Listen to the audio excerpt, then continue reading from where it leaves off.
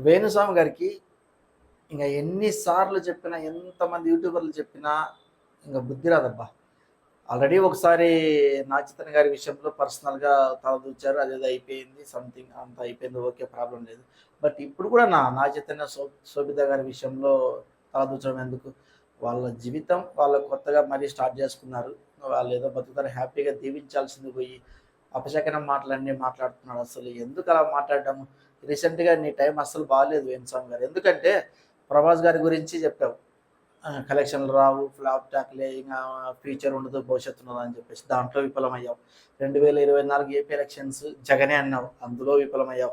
అందరికి యూట్యూబ్‌లో దండం పెట్టి ఇంక నేను జాతకాలు చెప్పను, ఇంక మానేస్తాను అన్నావు. మళ్ళీ మొదటికొచ్చావు. ఎందుకు ఇలా చేస్తున్నావు? ఫస్ట్ నీ జాతకం చెక్ చేసుకో స్వామి ఎలా ఉందో. ఫస్ట్ నువ్వు ఉంటావో, పోతావో, నీకు ఫ్యూచర్ ఉందో లేదో తెలుసుకో. ఫస్ట్ అది. ఒకప్పటి బంధానికి నిజంగా అంటే చాలా విలువుండేది. అంటే పెళ్ళంటే ఒక ప్రామిస్. అంటే ఇంక ఎప్పటికి విడిపోకూడదు, ప్రాణం పోయే వరకు అన్నంత ఇదిగా ఉండేది.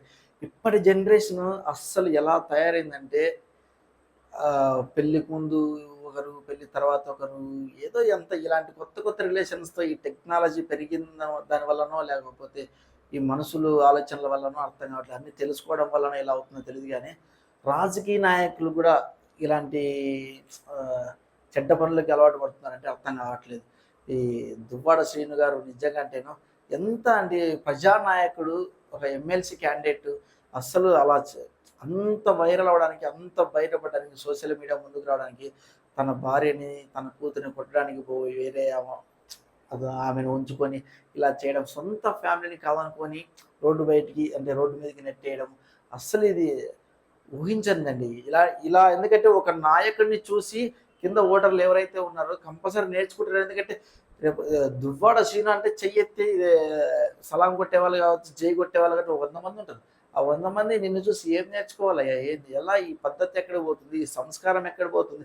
చూస్తుంటేనే భయమైతుంది. ఎందుకంటే ఈ జనరేషన్‌లో బయట ఈ అవతారాలు, అమ్మాయిల అవతారాలు, అబ్బాయిల అవతారాలు, ఈ అసలు చూస్తుంటే ఈ మానభంగాలు, రేప్ కేసులు ఇవన్నీ చూస్తుంటే నిజంగా చాలా పిచ్చెక్కిపోతుంది. రేపొద్దున మనకు పెళ్ళైన తర్వాత మన వాళ్ళు ఎలా ఉంటారన్న భయం ఏర్పడుతుందనమాట.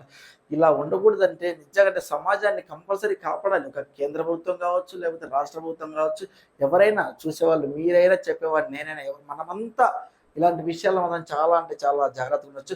రేపొద్దున వేరే వాడికి వచ్చింది కదా అని చెప్పేసి మనం నవ్వుకోవచ్చు. రేపొద్దున మనకే రావచ్చు, ఇలాంటి సిచ్యువేషన్ జరగవచ్చు.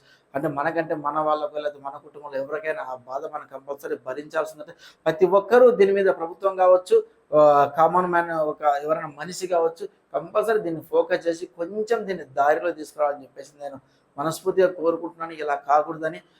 Please subscribe. ఎవరైతే మన ఛానల్ కొత్తగా చూస్తున్నారో ప్లీజ్ సబ్స్క్రైబ్ చేసుకోండి. కింద కామెంట్ చేయండి ప్లీజ్.